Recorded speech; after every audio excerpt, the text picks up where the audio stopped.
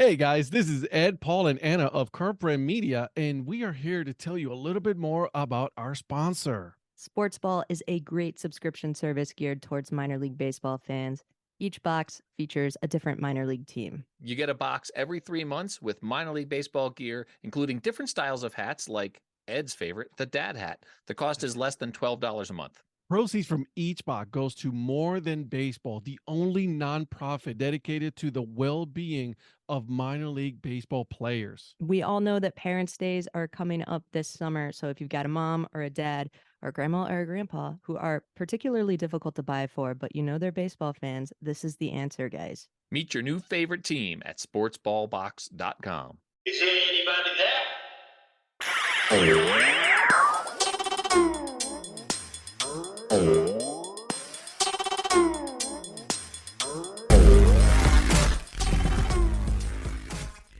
So let's take a vote. And they're like, all ready for me to say, shall we? And I had like, so do we want to stop the game? And they're like, yes. And they all voted. And then they ran over there. We won!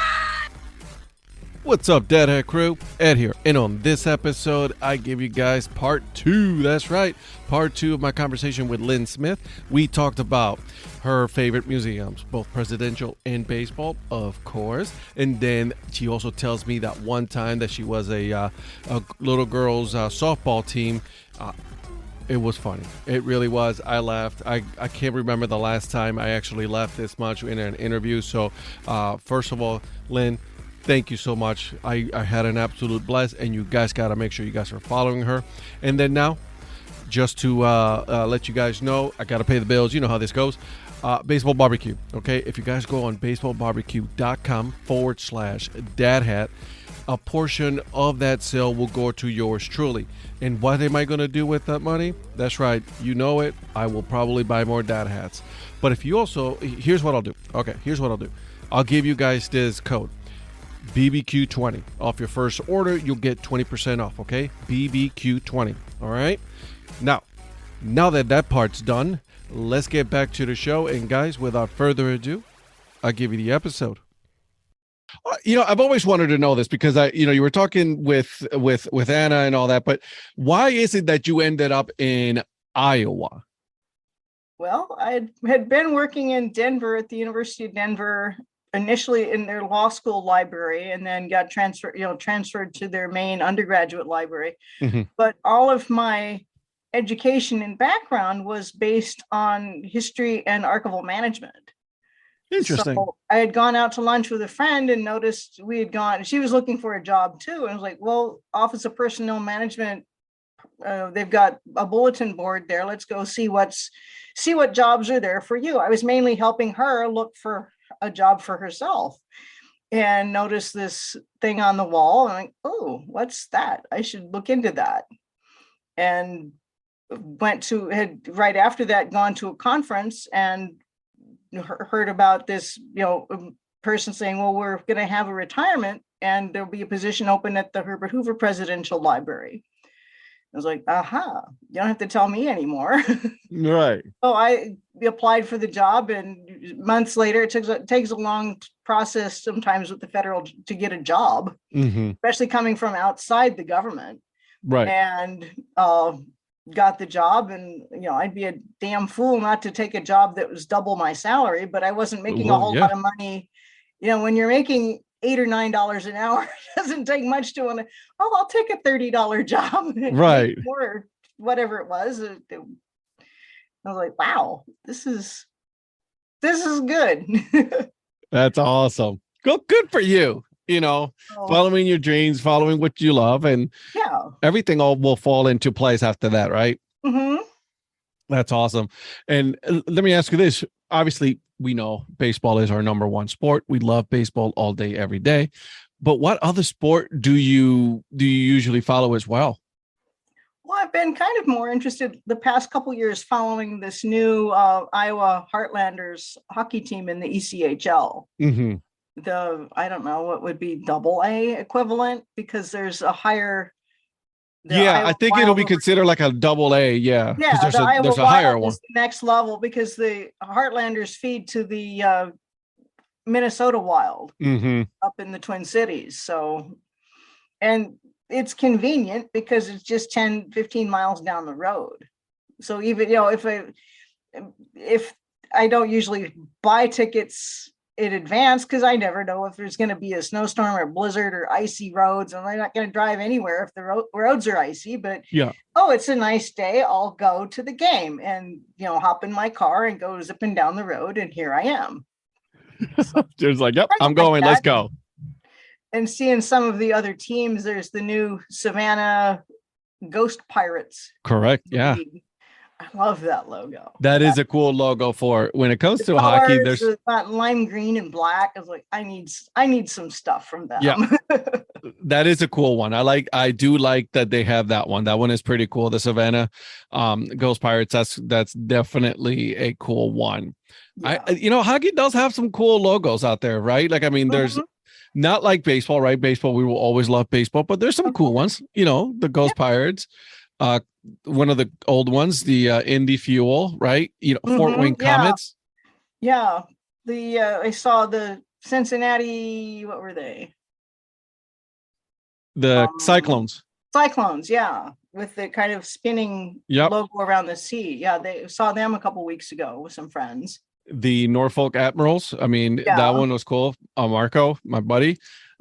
Shout out to you. He's, works for them. The Swamp Rabbits. That's a cool name just by itself, right? Yeah.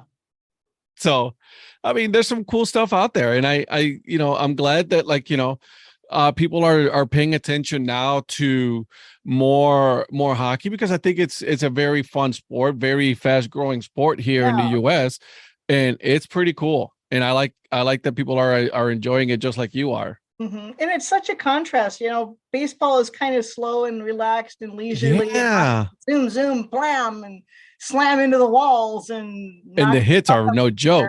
Yeah, it's very fast to watch. I love a good fight, right? In a hockey game. I know this gonna sound really bad, but a good fight in hockey is always worth watching. So that's awesome. All right. So have I not asked anything? I want to make sure that I've asked you all the questions, anything that you want to say, that you want another story or anything like that. Oh, I could tell you about my exploits as a minor league or as a little league coach. Yes, let's do it. I talked about that in any of these here podcasts. Yes. In the early 90s, when I was working for the Forest Service up in Libby, Montana, I was tapped by my supervisor to coach her girls' team. It was right before the season started. I guess the person they had lined up bailed out. Well, that's not cool. No, I was like, okay, well, I've never coached. I played softball, so I'll give it a go. At least I know I know the fundamentals. I may not be able to teach how exactly you hit or what exactly you do, but I get a concept of it and encourage the girls to watch baseball on TV and all that. Well, I don't know if I wasn't successful or most of the players were first time players. We only won one game in the whole season. And we could have lost that. Yeah. They had a rule. It's like, I think you went, 5, 6, 7 innings, a certain number of innings or 1 hour, whichever came first. Last. Oh, okay. You had the option, if you've only played 45 minutes, you've gone through 5 innings, you can go longer because you've got the time. Because at 6 o'clock, the game's over, the next team comes. But up until then, have at it. So the one game we won, we were the home team. And we'd score a bunch and then they'd score more, but we'd come back and it was just nip and tuck the whole way. And then finally we'd hit that time. We'd gone past the amount of required innings to make a game, but hadn't hit that time. But then we hit the time. And I'm like, okay, do we want to? And they're like, okay, stop a second. Girls, come into the dugout. Let's talk a second. Do we want to play another inning? Yeah. This is fun. I was like, but they're like, no, this is the last thing we need, because if we play another inning, they're going to score and we might not, and we're going to lose. And we've lost all the other games this year. I don't want to blow it. So I'm thinking back ahead, what can I say to these kids to say, we got to stop I'm going to tell you, we have to, I want it to be their decision. Yeah. I'm like, okay, well, I know you're having fun and this is great, but the way things work, if we stop now, we'll win the game. If we continue to play, we might not win. Yeah. So if we stop now, we'll win, no questions. So let's take a vote. And they're like, all ready for me to say, shall we? And I had like, so do we want to stop the game? And they're like, yes. And they all voted. And then they ran over the, we won.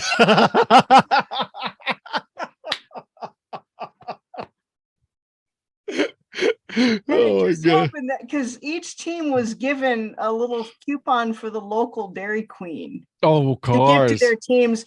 One, just for one, pick any given week. Yeah. And I decided to hold on to mine till a little later in the season. So it was like, I don't know, we played maybe 10 games and this was like week 7 or something.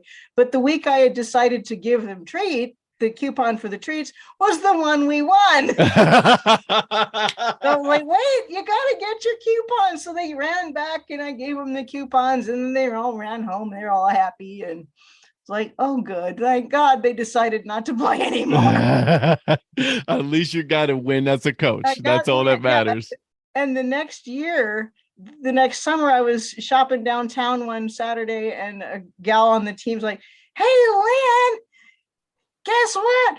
Our team hasn't lost yet this year. I'm like, well, good. So maybe they didn't win, but I instilled greatness in them somehow. I don't know. You know what? At least they're enjoying it. They went right. Back to play winning again is it's good and everything, but at least they had fun, and that's what matters. Right? At that age, hopefully one of these days my daughter will play the game.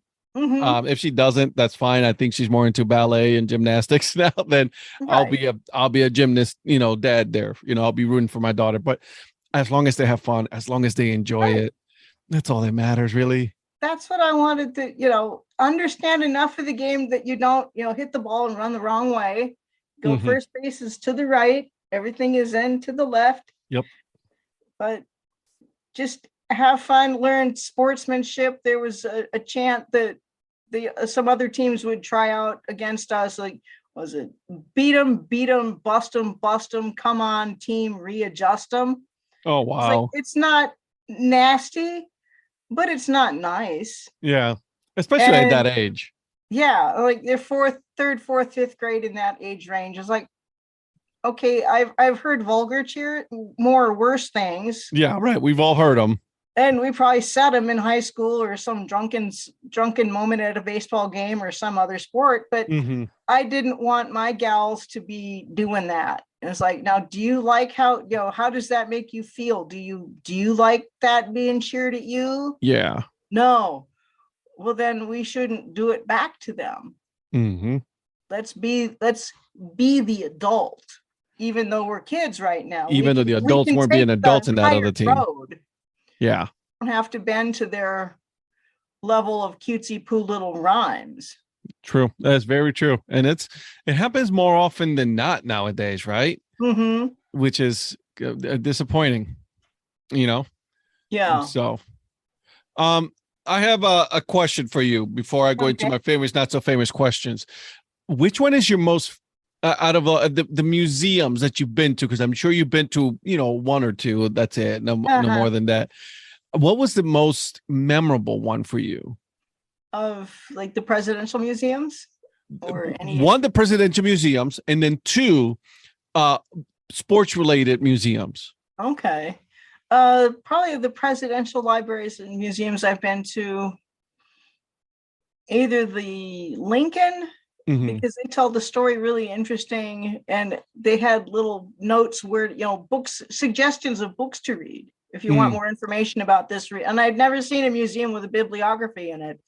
Nice. So that was cool. And maybe because as an Illinois native, I have a little partiality to Lincoln, but the LBJ was pretty interesting cool because it was as much about President Johnson as a museum of the 1960s and the culture and what was going on in the U.S. at that time. So it wasn't just rah rah president. Interesting. They've done some renovating since I've been there, so that might be a little different, but those two kind of stick out. In terms of sports, I would say the Negro Leagues Baseball Museum. That's an awesome museum. That's incredible. There's even, my mom and I were in Kansas City years ago for Veterans of Foreign Wars, and had some, time to get away. Let's go do something, and let's go there. I think you'll like it. I know mom wasn't really much into sports, but let's go anyway. And she thought that was one of her favorite. She was really glad that we skipped out of the meetings, and it was like that we carved out that free time. So it was like, you have an hour of free time, or you can blow off the rest of the afternoon. You have the whole afternoon. So we decided why take an hour? Take it all. Bye. Yeah. See ya. Off we went, had some barbecue, and there we go. Down at probably Arthur Bryant's just down the road, and went to the Negro Leagues Baseball Museum, and then the adjoining Jazz Museum was nice. Really a nice package, two for one, a neat package. And then there's a really neat, probably I would guess fairly little known museum just down the block from Coors Field. That's a baseball museum with all kinds of uniforms and posters and bats and hats and kind of, I guess, a baseball memorabilia collection, just down a block or two from Coors Field. Yeah. Nice. That's really neat. When my wife and I were dating, we took a weekend to Pittsburgh. She's a Steelers fan, and I'm a Browns fan, but we were there to go watch a Pirates game. And first of all, one of the most beautiful ballparks out there is in Pittsburgh. Yeah, I'd like to see that. Yeah, I'm telling you, I want to see all the ballparks. I'm about halfway there. There's a couple I need to redo because I saw Turner Field, not the new one. I got you. I saw Globe Life Field, not the new Rangers Stadium. So they got some do-overs, but you'll definitely love this one. But there was a Clemente Museum there. Oh wow. Yeah. And it's like it's this little museum, you'll see it, and it's right there. And let me tell you, it was one of the most coolest. Obviously, he's a childhood hero of mine, right? Yeah. And to see some of the memorabilia that he wore, right? Some of the stuff that he was wearing there, and it was one of the most coolest museums. I recommend it to everybody that they should definitely take a look at it, and you could go because you'll like it. It still to this day gives me chills to think about that. There's a neat collection of uniforms and stuff, memorabilia and all at the Trop. Yeah. Really? Yeah. Interesting. I like it. Yeah, definitely. And it's tucked away in the basement. I was so enthralled with that. I missed getting back up time to the Ray tank, so I didn't get to see the actual float, the rays. Yeah. I was like, well, I've seen rays, just not at a ballpark. right. That's another one of those need to do over just because. Yeah, definitely. I like that. Like, okay, we'll go to a city and we'll watch the game there and everything. But like, what else is out there, right? Like, I mean, embrace something that's different, whatever it is. Yeah. So like a museum in Tampa, why not? And parks or seen it 1,000 times. Yeah. I like it. All right. Are you ready, my friend? Okay. You already know how this goes. I will see what happens. I know. All right, I know tell the me. first one. I think. Yep. You already know the first one. That's the easy one. Tell me, what's your food and drink of choice when you go to a ballpark? Well, my default is a local beer and a broad with mustard and kraut. But if there's something unusual, like some local thing, then I'll probably try that. Okay, so anything local. So if it looks interesting enough, something local, you would try that. Okay, all right. So you mentioned brats. Obviously, I want to know: are you a ketchup and mustard kind of person on a hot dog? tend to be, yeah. But That's what I'm talking about. I'm not afraid to go all only mustard and do the Chicago style dog. There's nothing wrong with that. I've had the Chicago dog. I've had, Carolina dog, Mhm. and there's nothing absolutely wrong with just doing, but I think it's, Yeah, it's something different. I like it. yeah. The slaw dogs that you get in Alabama, Really. dog with coleslaw on it. See, that's why they do it Somewhere here. in the Birmingham and places like that. Yeah. Here in I North think it's a Carolina, same southern thing. thing. It is. There's nothing wrong with coleslaw. Absolutely nothing wrong. Okay. Let me see. Would you rather go to the beach or the mountain? It's in the winter, definitely the beach. Right now when it's like 30 degrees or low and you're Yeah, like, get we're my going to the feet beach. to the beach. That's true. I like it. I like it. Okay. Again in July, I'll go to the mountains. It's a little cooler. I can use some more hiking. If I try, it's hard to hike in the beach. You kind of sink in the sand. You'll get a good workout though. Oh yeah. So okay. What was your favorite cereal as a kid?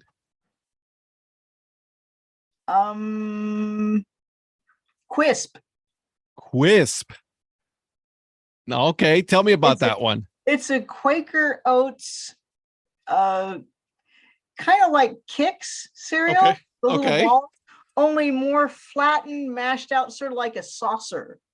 Because the Quisp character was this little Martian dude with a propeller head. Nice. Box. Okay, I like it. And they All didn't right. get soggy. That's the problem with a lot of cereal nowadays. Mhm. You gotta Quisp- eat it right away because it gets soggy Quisp so didn't quick. get soggy. It's a lot of chemicals in that, wasn't it? I don't know. In the We're not 70s, gonna find out. I don't want to know. Well, maybe in the 70s they were different chemicals they can't have now. That is true. Okay. If you could work at a zoo, which animal do you want to work with? Dolphins. Elephants?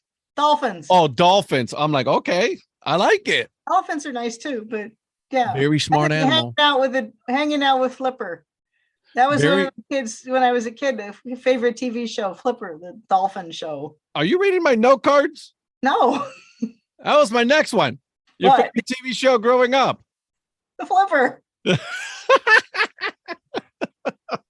And Star Trek. When I was a little older, it was Star Trek. Oh, When I was, love when I was Star like, Trek. 5 or 6 years old, it was Flipper.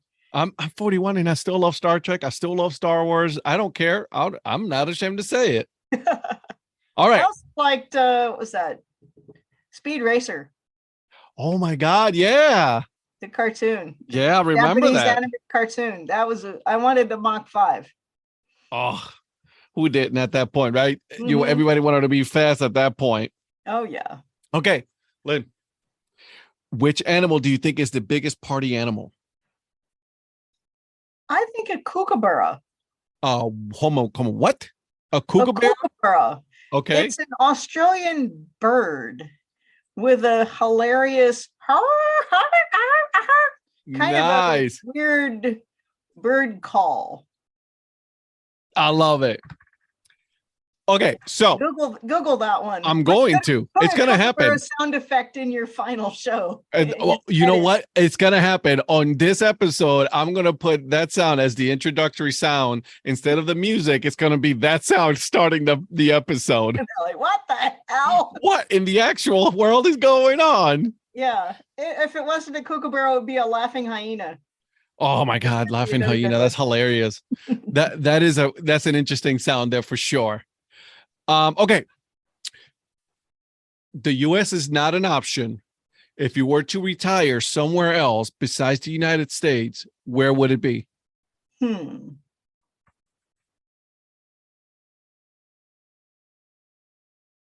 I can't decide if I want to go somewhere warm and tropical or Well, I'm going to pick tropical all day long. yeah. Maybe we'll go back to Australia, hang out with the kookaburra. Polar bears. I want to go. That's on my bucket list to go to Australia, watch an Australia baseball team game going on. That's what I would love. Relearn any language, just a few other things. Like if I went to Germany or something, I'd have to spend a lot of time learning German and That's true. That is true. I take a low hanging fruit. Just don't make me drive on the wrong side of the road. I'll take a cab. But that's what they tell us, right? That we're driving on the wrong side. Yeah, somebody's wrong, and I don't know. Right. Who invented the car first? We'll call dibs. There you go. Okay. So what do you do when you're bored? Read a book. Nice. What book are you reading right now? I'm reading a couple different books. One of them is kind of a photo book that I got for Christmas of. Oh, you know what? You did. Yeah, we talked about, yeah. Yeah. That's a good one. I obviously, I put mine on Twitter, but I'm also, because I do a lot of running, I am listening to the book of Ori, the first black NHL player who played for the Bruins. Yeah. It is a really good book so far. So highly recommend it. So it was really good. So, all right. One more question here for you. Okay. If you could be any fictional character, any movie, TV show, whatever, who would it be? Any fictional character. Maybe Wonder Woman. There you go. You want to fly the invisible plane, don't you? Plane, yeah. That's listen. Really fast and loop troop, do that truth lasso. The lasso? Yeah. Yeah. Oh, Lynn, I had an absolute blast talking to you. Thank you so much for doing this. Where can people find you on social media? I'm on Twitter and Instagram under IASKIHEHO. And I'll put that on the notes. Don't you worry. Yeah. And I have a Facebook page, but that's more just friends and not so much baseball exploits, but just, I get it. Yeah. Yeah. Because I started, I got into Twitter for just because. Yeah. And I wasn't really expecting, I was just more like, I follow and occasionally like something or have a random tweet, but I didn't know. It was just over time, I've kind of find baseball people and we found each other, and the whole Twitter community is sort of growing, and it's cool. Fun, isn't it? Yeah. It's a lot of fun. Do some more meet and greets and. Yep. I've truly enjoyed meeting people on Twitter like you, right? Like, I mean, we've had so much fun. And it's been it's been a highlight of, like 2021, 22, all of that. And it's been, yeah, you're right. It can definitely be used for positive. Right. And meeting people in person, this past summer, I met Donnie and his wife in Columbia, and they came to Chicago and we hooked up for a game there. It was the end of the season. I went to some White Sox games, met up with Kelly and Christina. Great and people, the baseball mapper guys, Patrick and Corey. We did, consecutive days. I went to 2 games. So I saw Kelly and Christina the night game, and then the next day, Patrick and Corey. I don't know who Patrick and Corey are. I don't know those guys. They seem like a bunch of jerks. Know the baseball mapper people. Yeah. Oh, it's funny. I hadn't quite made in my head anyway the connection that Donnie would be posting games, some Fireflies and some like other places. So the night we met at the game in Columbia, he posts a picture. Oh, rain! It's raining, and I was like, wait a minute. I'm at that game. It was like, you're looking at third base and I'm looking, it was like, so I answered, I put a reply, where are you? I'm here too. And put a picture from like the others, because he was on the third base side and I was on the first base side. And I was like, I'm here, you're here, because we're both sitting here looking at the same tarp. Yeah. Just hanging out. Right. And then about a few nights later, I was at a Lexington Blowfish game. Yep. And he popped in to say hi, and we visited for a while. And when he was leaving, a guy hit a foul ball, and it went back out, and he got the foul ball as he was walking to his car. I'm like, hey, I wonder if it was going that way. It was going in the direction he was going. So yeah, see, and that's again, that's why this is all about. That's amazing. That's awesome, Lynn. You know, you are living the life, just going to these games, enjoying meeting people. You're doing it the right way. Yeah. Again, Lynn, thank you so much. We will definitely great keep time. in touch. Yeah, it really is a bunch of fun time. Like, I mean, I've had a blast. I don't think I've laughed this hard in a while for, doing a podcast. So thank you so much for that. All righty. Take care. You too. Bye. Bye. I hope you guys enjoyed that episode with Lynn. Now make sure you guys are following her, okay? Put the info on the show notes so that way you guys can go ahead and do so. I also put the link to the baseball barbecue. Again, www.baseballbarbecue.com/dadhat. And I also put the code for you guys there. I want to thank everybody for listening. And then before I go, got to give you guys the joke of the episode. So here it is. How do baseball players stay friends?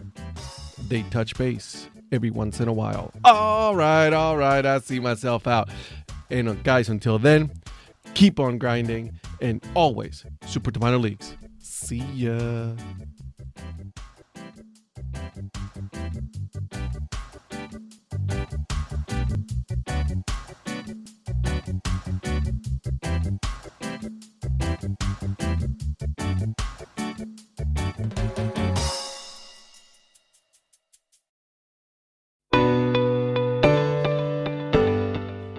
This podcast is part of the Curved Brim Media Network. Here are some of the other members of Curved Brim Media. Hi, this is Ed Rivera of the Dad Hat Chronicles. Join me as I interview people just like you and players, coaches, GMs on the path that led you to become a fan of the sport. I'm Paul Caputo, and on the Baseball by Design podcast, I talk to minor league baseball teams, designers, and other super interesting people about what these minor league baseball logos mean. And I talk a little bit about ice cream helmets. What's up, Bucketheads? I'm Anna DiTomaso, and each week on the Baseball Bucket List podcast, I speak with a different fan about their favorite baseball memories, what the game means to them, and what's left to check off on their baseball bucket list. Hey guys, this is Patrick Larson from the Minor League Baseball Hat History Series, and in every episode I go through the history of minor league teams through my personal collection of hats. You can find me on Twitter at @PatLarson1.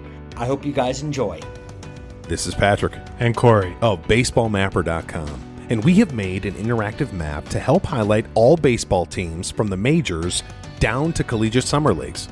We want to bring you closer to baseball, so get on the site and find a team near you today.